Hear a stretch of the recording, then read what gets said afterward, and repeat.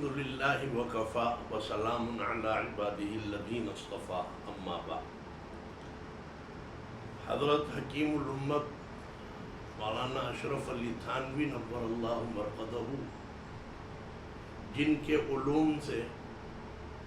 ایک بہت بڑی مخلوق نے فائدہ اٹھایا اور جو اپنے اپنے زمانے کے بڑے بڑے علامہ بنے اور فہامہ کہلائے اور بہت مفسر بنے، محدث بنے، فقیہ بنے، الحمدللہ یہ بات سب سمجھتے ہیں کہ اس میں حضرت حکیم الامت مولانا اشرف علی تھانوی کے علوم کا بہت بڑا حصہ ہے جو سب کے نزدیک قابل قبول ہیں، اور حضرت تھانوی کے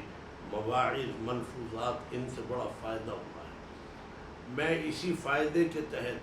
کہ مجھے بھی فائدہ ہو اور سننے والوں کو بھی اللہ کرے کہ فائدہ پہنچ جائے،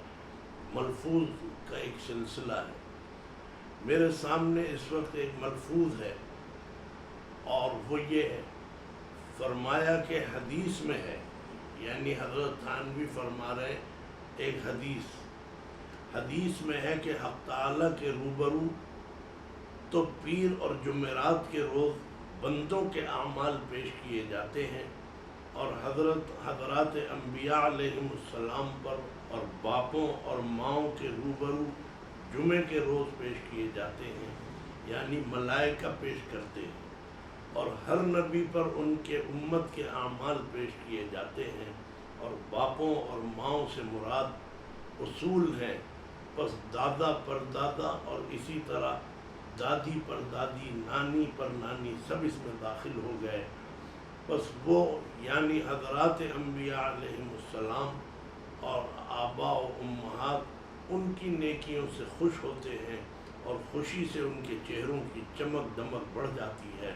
بس اللہ تعالیٰ سے ڈرو اور گناہ کے کام مت کرو اور اپنے مردوں کو ایذا مت دو، یعنی جس طرح وہ حسنات اور نیکیوں سے خوش ہوتے ہیں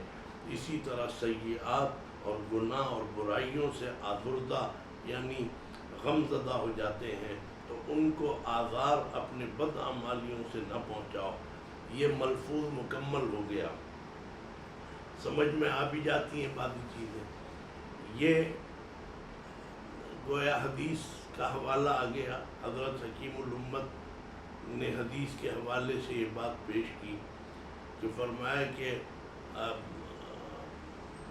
جمعرات اور پیر کے دن اعمال پیش کیے جاتے ہیں حق تعالیٰ کے روبرو۔ یہ بھی ہے جو بہرحال میں نے اپنے بزرگوں سے سنا، اپنے والد سے، کہ حضور اکرم صلی اللہ علیہ وسلم پر امت کے اعمال پیش کیے جاتے ہیں۔ عرضت علیہ اعمال امتی، یہ حدیث یہاں نہیں ہے، لیکن میرے والد محترم نے مجھے سن 78 میں جو تقریریں لکھ کے دی تھیں اس میں مجھے یہ الفاظ یاد آ گئے، اللہ کا شکر ہے۔ عرضت علیہ اعمال امتی، حضور اکرم صلی اللہ علیہ وسلم فرماتے ہیں میرے اوپر پیش کیے جاتے ہیں میری امت کے اعمال۔ حضرت تھانوی کے ملفوظ سے پتہ چلا کہ اور بھی حضرات انبیاء اور ان کے بھی امتوں کے اعمال پیش کیے جاتے ہیں، باپ اور ماں اور باپ کے اوپر بھی پیش کیے جاتے ہیں۔ بہرحال پیر اور جمعرات کے روز یہاں پر ذکر ہے کہ ماں اور باپ کے اوپر جمعے کے دن پیش کیے جاتے ہیں۔ لب لباب جو ہے وہ یہ ہے کہ ہمارے اعمال پیش کیے جاتے ہیں اللہ کے سامنے، تو خیر ہے ہی اللہ تو جان، لیکن حضور اکرم صلی اللہ علیہ وسلم پر بھی پیش کیے جاتے ہیں بحیثیت امتی کے، اور ماں باپ کے اوپر پیش کیے جاتے ہیں بحیثیت اولاد کے۔ یہ بڑی اہم بات ہے، اور ظاہر ہے کہ یہ اس میں کوئی جھول نہیں ہے، کچھ نہیں ہے۔ اس سے ایک طبقہ یہ تو ضرور کہتا ہے کہ صاحب یہ تو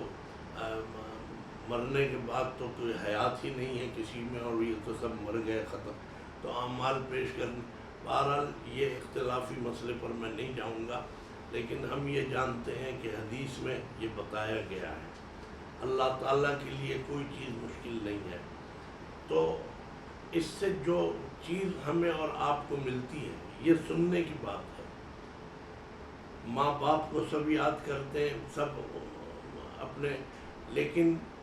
یہ دیکھو کہ تمہارے اعمال جو ہیں حضور پر بھی پیش کیے جا رہے ہیں بحیثیت امتی۔ جو لوگ عشق رسول کا دعویٰ کرتے ہیں یا ڈھول پیٹتے ہیں، اللہ ان کو عاشق حقیقی بنا دے، مجھے بھی سب کو، لیکن ان کی غلط حرکتیں جب حضور کے سامنے پیش کی جاتی ہیں، میری بھی کسی کی بھی، تو یقیناً حضور اکرم صلی اللہ علیہ وسلم کو تکلیف ہوتی ہے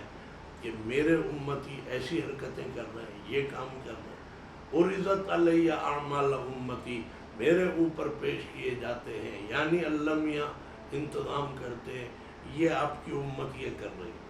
تو اگر حضور اکرم صلی اللہ علیہ وسلم کی روح کو خوش کرنا ہے تو ضرورت ہے کہ آپ شریعت کا دامن تھامیں، سنتوں کا اہتمام کریں، بدعت سے اور شرک سے آپ اپنے آپ کو بچائیں، اور جتنی بھی بیکار چیزیں ہماری زندگیوں میں آ گئی ہیں، کیونکہ جب حضور کی اوپر پیش کیے جاتے ہیں تو حضور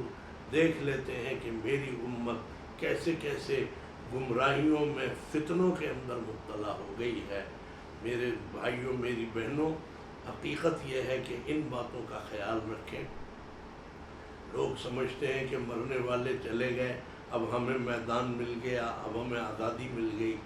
میں اپنی تقریروں میں بھی کہا کرتا ہوں، جو بیٹے باپ سے چھپ کے سگریٹ پیتے تھے کہ صاحب ابا کو پتہ نہ چلیے، ادب ہے، بے شک بڑوں کا ادب ہے، آپ سگریٹ نہ پئیں باپ کے سامنے، بڑے بھائی کے سامنے، ماموں کے اور جو بھی رشتہ دار آئے، تو میں ان سے کہہ دیا کرتا ہوں، میرے پاس اس کا کوئی حوالہ نہیں ہے سوائے اس حدیث کے، کہ مرنے کے بعد تو تمہاری یہ جو چھپی ہوئی بات تھی کہ سگریٹ پیتے تھے، یہ تو تمہارے باپ کو پتہ چل گیا، کیونکہ اللہ میاں نے پیش کر دیا کہ تمہارا بیٹا سگریٹ پیتا ہے، تمہارا بیٹا، اللہ تعالیٰ سب کی حفاظت فرمائے، کوئی ہیروئن پی رہا ہے، کوئی نشہ کر رہا ہے، بیٹی جو ہے وہ کچھ غلط روش پہ چل رہی، تو وہ چیزیں جو ماں اور باپ سے ہم چھپاتے تھے اور چھپاتے ہیں آج بھی، اگرچہ اب وہ چھپانے کا دور نہیں رہا، اب تو علل اعلان ماں اور باپ کے سامنے حرکتیں کرتے ہیں، تو انہیں چاہیے اب کم از کم یہ چیز ذہن میں رکھو کہ اب یہ چھپنے والی نہیں ہے، دنیا میں تم نے چھپا لیا، آج اللہ میاں تمہارے اعمال ہر ہفتے، یعنی ہفتے سے مراد ہر 7ویں دن یہ پیش کیے جاتے ہیں، تو ماں اور باپ جب دیکھتے ہیں ہمارے بچے اچھے کام کر رہے ہیں، نمازیں پڑھ رہے ہیں، تلاوت کر رہے ہیں، اور ان کا دل خوش ہوتا ہے، ان کی روحیں خوش ہوتی ہیں۔ میں تو ایک پیغام دوں گا اس حوالے سے، اللہ تعالیٰ بری چیزوں سے مجھے بھی بچائے، میرے بچوں کو، سب کو، لیکن جو اولاد چاہتی ہے کہ ہم اپنے ماں باپ کی روحوں کو خوش کریں، اس کی بنیادی شکل یہی ہے، اور اس کا انداز کہ تم آپس میں شیر و شکر رہو۔ جب بھائی بہن لڑتے ہیں کہیں جائیداد کے مسئلے پہ، کہیں اور کسی مسئلے پر، اور کسی معاملے پر، یہ لڑائی جھگڑے اور ایک دوسرے سے گویا بیزار ہو گئے، ملنا چھوڑ دیا، بات چیت بند کر دی، ترک تعلقات کر لیا، سگے بہن بھائی ہیں، جب ان کے یہ اعمال اللہ میاں پیش کرتے ہیں ماں اور باپ پر، خود سوچو کہ ان کو کتنی تکلیف ہوتی ہوگی۔ آج اگر اپنے ماں اور باپ کو تم قبروں میں تکلیف پہنچا رہے ہو، کل تمہیں بھی قبر میں جانا ہے، اور پیچھے تم 2 4 6 8 بچے چھوڑ کے جاؤ گے، کہیں ایسا نہ ہو کہ تمہارے ساتھ بھی پھر یہی صورتحال بنے۔ اگر چاہتے ہو تو اپنے والدین کی روحوں کو خوش کرو، وہ کام کرو کہ جس سے انہیں خوشی ہو، اور وہ یہی ہے کہ دین شریعت پر عمل کرو، اور یہ کہ آپس میں شیر و شکر رہو۔ اس بنیاد پہ ہی اپنے بہن بھائیوں سے میل جول کر لو، دینا دلانا تو بات کی بات ہے، لیکن ملنا ملانا تو رکھو، آپس میں گنجائشیں چھوڑو۔ بہرحال جو زیادتی کرتا ہے اس کا بے شک ازالہ ہونا چاہیے، لیکن یہ ہے میں تو سلام کروں اپنے بھائی کو اور وہ جواب نہ دے تو اللہ جانتا ہے میرے اوپر سے تو ذمہ بری ہو گیا، لیکن بھائی کی خدا نہ کرے پکڑ ہوگی کہ تم نے اپنے بھائی کا جواب کیوں نہیں دیا۔ بہن کی پکڑ ہوگی کہ تم نے جواب کیوں. تو اس لیے یہی ہے پہل اس میں اگر کی جائے تو یہ میں اس کے ذریعے پیغام چھوڑ رہا ہوں. باقی حضور کی بھی روح کو تکلیف ہوتی ہے جب امت غلط کاموں میں پڑ جائے، گمراہیوں میں پڑ جائے، اور